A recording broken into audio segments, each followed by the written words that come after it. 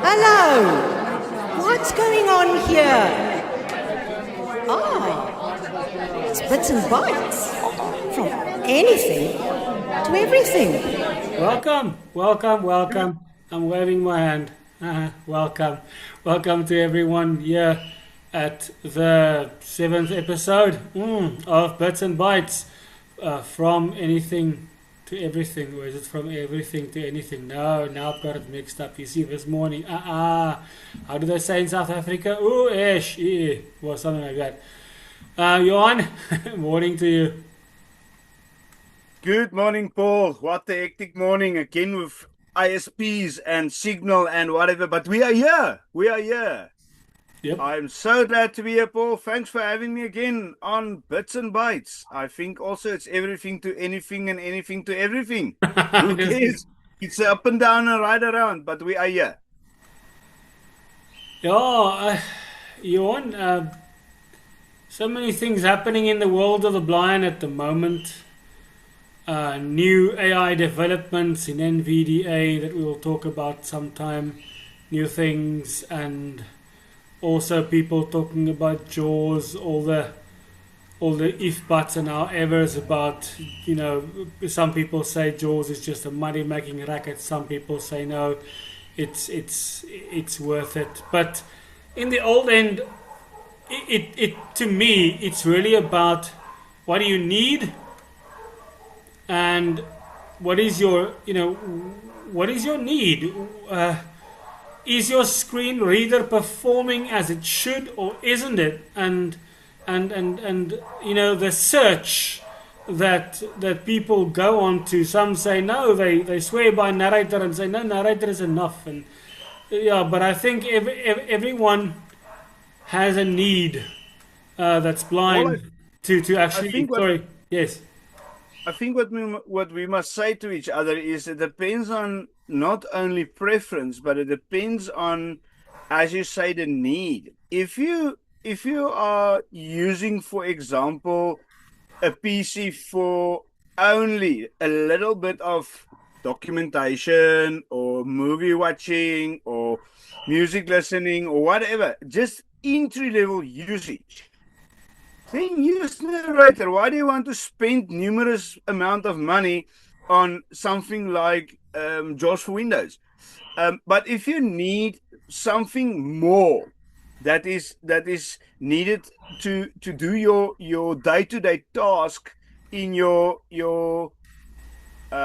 income stream, for example, your work or your podcast or whatever is your main income stream, take money and spend it, or take the time and get people to develop add-ons for NVDA to assist you more. But in the end, you must do what you can afford. That's the first thing. The second thing is use what you need, not use what you want. Because if people want something, then they will go for the best. But if they need something, they will go for what actually will fill their needs.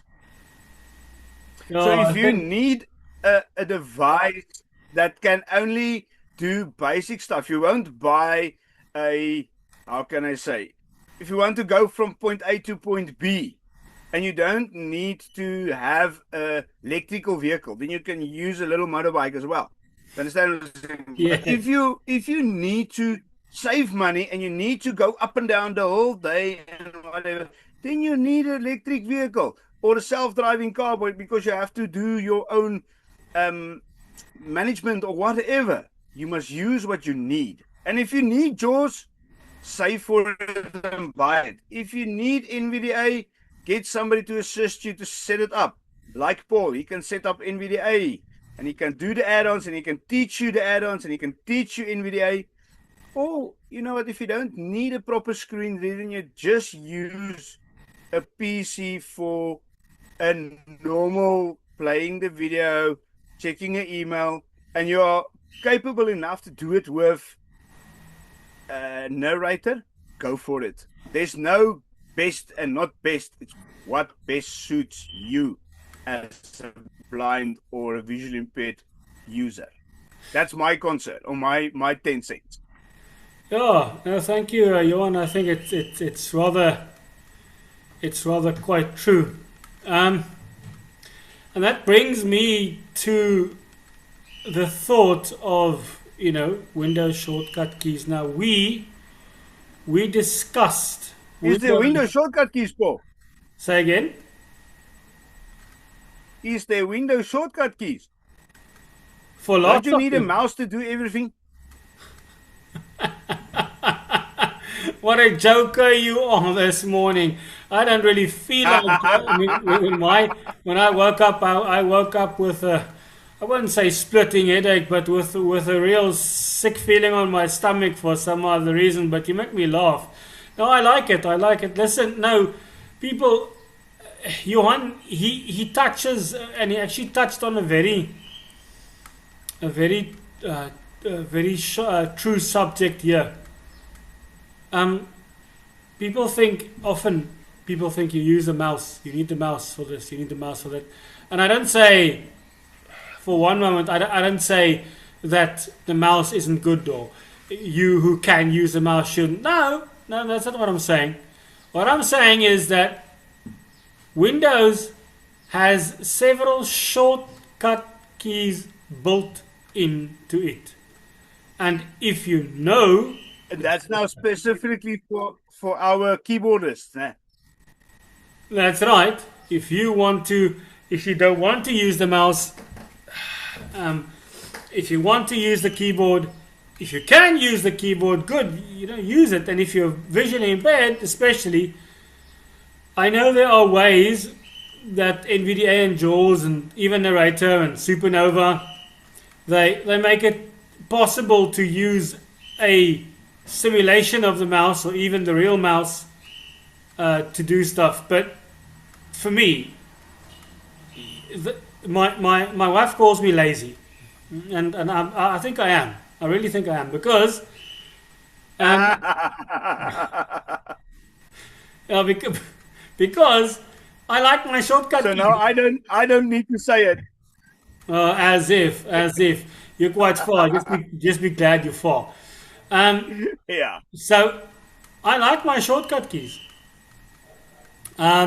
For instance, Johan, let's look at. I'm going to go to my desktop here. I'm going to share my screen. Alt S. You must Select the window. yeah. Screens tab selected. Entire screen sharing options list box. Use arrow keys to select content to share. To share multiple with screen. Share your entire screen. Enter. You have started screen share. Press F6 to switch it. Currently muted. Okay, but Can you hear my jaws? participants can now see your screen. Press F6. I can hear you, George, yes. Okay, because I don't know if my sound was on or off or what. I wasn't sure. So let's go to the desktop, and just as a I'm going to use a hotkey to go to the desktop. Now we have discussed hotkeys briefly, I think, in the beginning or somewhere. Or if we haven't, maybe somewhere I have discussed hotkeys with someone else. Now I think it's here. I don't know. My memory sometimes. But now let's go to the desktop. I'm going to use Windows M for Mike or Windows D as well. But now, Johan, there's a difference Okay, between let's Windows just D and Windows confirm. M. Yeah. There's a difference. What's Now, the difference, Paul? Windows M minimizes all your applications. So if you can see and you press Windows plus M, then it basically shifts away all your applications, makes it smaller, and you can then go to the desktop, and the desktop is then basically enlarged in front of you. And when you use Windows D, you also go to the desktop, but I don't think it minimizes your applications. It does. It doesn't close your applications, Paul, or minimize it. It still do the same as Windows M. But it does is Windows M is built into JAWS. Okay? Windows D is built into Windows. Okay, because if I use Windows But it M do with the same function. Because remember, if you use Windows M and you shift tab, or not shift tab, alt tab, sorry for that transgression there. Alt tab, then you go back to your applications. Okay. But if you use Windows D, you also Alt tab to go back to your application. So do the same, exact the same method to go to the desktop, but it's different keystrokes. But okay, so let's Because use Windows. remember, Windows M says minimize and Windows D says desktop. So let's use Windows D then. Windows D, desktop. Folder view, list view, Brave, 27 of 28. Did you hear my Let me job? just clarify quickly, Paul. If you, I hear you, Jules. It says desktop and then it says Brave. If you are running narrator, the Windows M is not working. You don't go to the desktop if you use Windows M with narrator screen reader. Yeah, I'm not sure. But about Windows D is working. I'm not sure about Windows 11 because you're using 10. I'm using 11, so maybe they fixed that. I think they fixed that in Windows 11 with narrator. Let's just have a look. Unloading JAWS. Quit JAWS dialog. Use word enter. Let's have a look. Narrate closed. Next close. Screen narrator scan. Narrator window heading. Let's have a look. Screen sharing meeting. Okay, I'm in the meeting back. I'm going to go to the desktop with Windows M. Meeting, yes. Desktop list. Brave. Yeah, it's fixed. No, it works now. They fixed it. Yeah. They fixed it because it's not working with my version of narrator. If I'm in narrator and I press Windows M, it just stays in narrator. Yeah, no, It's excellent that they yeah, no, fixed that. definitely it works. Okay, so I used a shortcut, Windows M or Windows D, doesn't matter. Windows M, desktop. And I used a shortcut to get there to the desktop. And that is what I'm talking about. Yes. And for instance, let's see if I can go to my notification or my system tray. Let's talk about, Yes? Paul. Let's talk about something else. People ask me numerous times, how do you shut down your PC if you can't right click on the Windows flag or the Windows button on screen? Okay. So what I usually do is I press Alt. And that's quite easy. Yes. I press Alt and F4. Yeah, if you're on the desktop, okay. What about if you press Windows key and X? Well, let's Because that do the same thing as right click on your flag. see what happens. Window context menu. Installed apps. 1 of 18. Alt Now I get to an option or to a menu where I can actually go install applications and Mobility center. mobility center, Mobile power options. 3 of 8. power options. Event viewer. 4 of system. 5 of device manager. Network connection. Disk management. Computer management. Not terminal. 10 of 18. Alt terminal admin. Left task manager. 12 of 18. Lots of End. options Settings. here. Search file explorer. For search. Run. 6 shutdown or sign out sub menu. 17 of 18. They Alt got- followed by U. Yeah, Alt U, so you See, can actually. there's all your Yes, Escape. Tray input.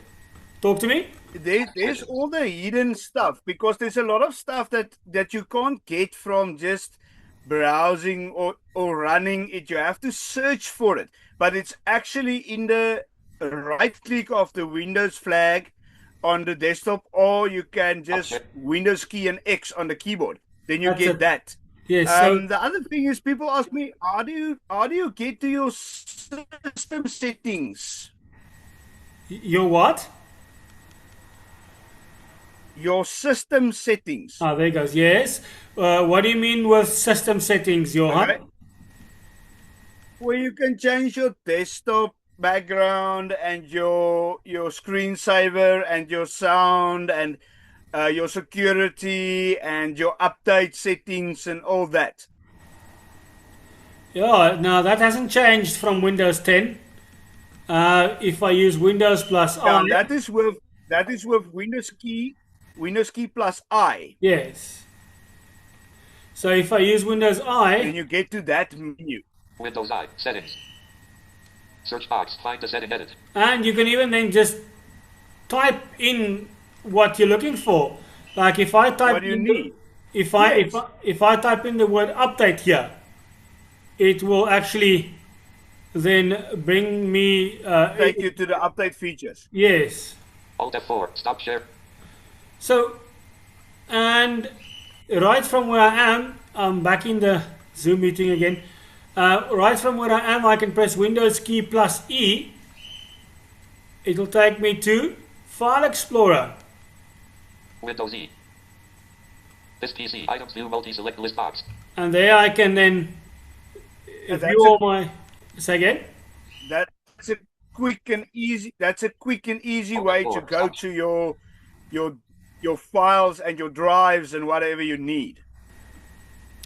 Yeah. Now, the last shortcut I would like to actually speak about, if you don't have any others that you, is the Windows B, Windows key plus B, takes you to the system tray area. Windows B. Taskbar. Show hidden icons button. Open drive offline button. Bluetooth devices button. Privacy location and use by. Tray input indicate network 3 blocks 5G and volume speakers Realtek high definition power battery status 99% clock 1006 notifications no new notification show desktop button show hidden icons button. Yeah, so in Windows 11 there's lots of options here, but in Windows 10 as well you can Stop share. basically press Windows key plus B to go to your system tray notification area and check out all the stuff there. So there are numerous shortcut keys. Any others you can think of? Yes, Paul. If you are in your on your desktop or in any app, do you have your system tray? Not your system tray, your app tray at the bottom, where you have, for example, Outlook and whatever, everything that's minimized. If you use the Windows key plus 1, 2, 3, 4, 5, 6, 7, 8, or 9, depends on how many apps are down there. You immediately open them. For example, I can press Windows key and 1, then I'm in my File Explorer. Windows key and 2 is my Outlook. Windows key and 3 is my WhatsApp, and so forth and so forth. Because you can move them left, right, or however you want, and you can pin them to that bar at the bottom. So if you pin the app there, then you just have to remember what following is the app. Is it in 1, 2, 3, or 4 space? And then you can open it with Windows key and the numeric number in the top row of your keyboard. That's quite true, Johan. Now that's a very handy thing and a very handy way. You know, it really makes life quite simple, and it makes life quite easy if you do have the privilege of shortcut keys. See, Paul, for me, personally, as a blind person, I don't want to take my hand off the keyboard and move it to the numeric keypad or move it to a mouse. So to summarize, it's much easier and quicker for me to go using a shortcut key, doing stuff on the PC. But yeah, Paul, then I have a question. I came across somebody this week that had a little Bluetooth/USB speaker. Yeah. And the people tell him that he can't use a flash drive bigger than 4 gigs on this little speaker. But that doesn't make sense, my friend. Do you have anything to say about it? Is there a way that we can fix this, that we can use, for example, a 32 gig or a 16 gig on it? Or must we believe that the people at the shop says 4 gig is the biggest? Sure, Johan, I actually have a Bluetooth speaker myself, and I also believed that story until I came across a friend of mine who actually also is one of our podcast watchers or listeners or subscribers or what do you call them. Thank you very much for all of you anyway. We love you all and we are so grateful. And he said he actually formatted his drive to MBR, Master Boot Record. What? I said to him. Instead of GPT. Yeah, instead of GPT, that stands for GUI, or not GUI as in yuck, but GUI. So GUI partition table. So I'm gonna go to ChatGPT here. Windows M, desktop. B, Brave, when enter. Address insert all context. B, book, Facebook, BHP, share batch, Cisco networking, chat GPT, leaving menus, selected, chat, com, address and search bar edit, control plus L. And I am going to ask Edit contains text, virtual PC, ChatGPT to actually give us a little summary, if it can. Let's see if it will. I mean, while we record this meeting, let's see what happens, shall we? Add files and dictate button, start voice button. Yes, let's see if AI can solve this for us. Space, chat GPT, start voice, this page is access. Hello, ChatGPT, you well?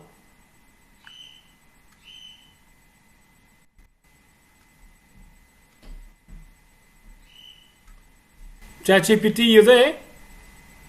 Absolutely, I'm here. How can I help you today? Space. Speech on demand. Man, we have a question here. We're sitting in a podcast, and our viewers, we're all listening, watching. Can you just please, in very simple English, summarize to us? There are people with Bluetooth speakers, and they can't use flash drives, and they believe the people that says that they can only use a 4 and an 8 gig flash drive, but it's not true, because if you format the disk to MBR, bigger flash drives can be used. Now, can you explain the reasoning behind why MBR disks can be used in Bluetooth speakers and not GPT? If you format it to GPT, what's the difference? Just in simple English, please. Sure. So the main difference is in the way the flash drive is formatted. If you use MBR, which stands for Master Boot Record, it's an older system that many older devices, including some screen readers, can understand. GPT, which stands for GUID Partition Table, is a newer system that some older devices might not support. So basically, using MBR can make the flash drive readable on those older devices, even if it's a bigger size. Hopefully that clears it up. Yeah, no, definitely. So you say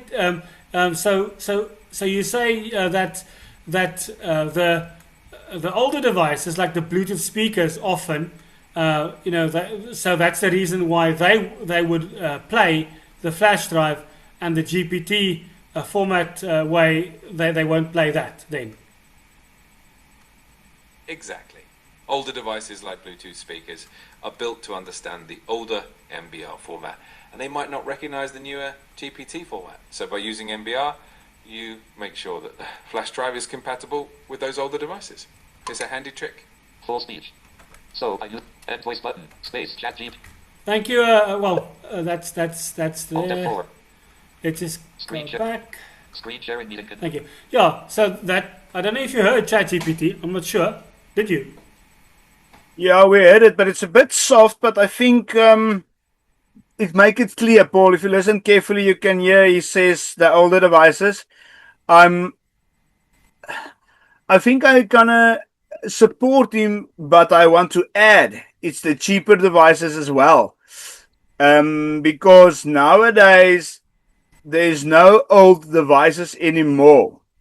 You can buy a new speaker from the shop, and it still's only around a 4 gig or a 8 gig or maybe a 16 gig. And then you have to format it to NBR.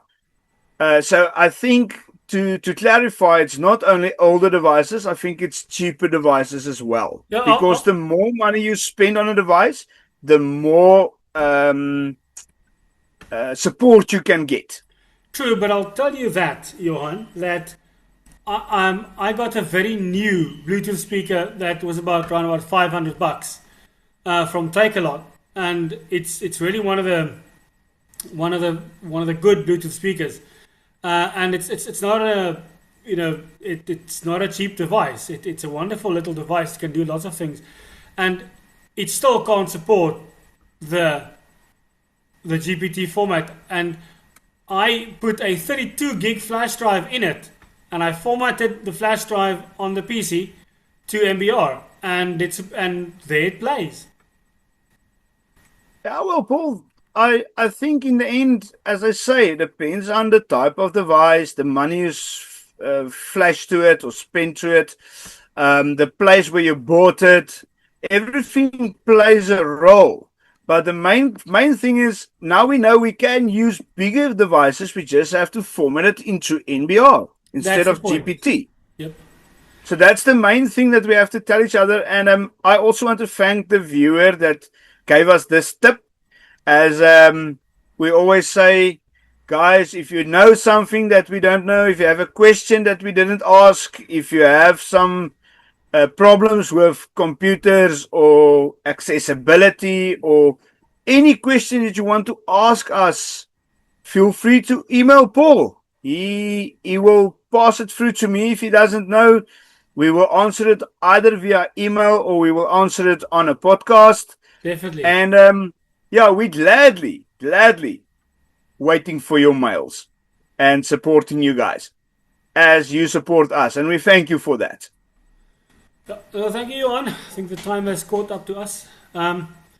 This was a wonderful podcast. Thank you. I enjoyed it so much. And I hope that all the viewers also will enjoy it. Thank you so much. My email address, pd906156@gmail.com. PD, Papa Delta, pd906156@gmail.com. Yes, Paul, thank you for having me on the meeting. It was nice to see you again. And everybody, have a nice week and hope to chat you soon. Thank you. Bye-bye. Thank you. Goodbye all. Goodbye. Hello! What's going on here? It's bits and bytes. From anything to everything.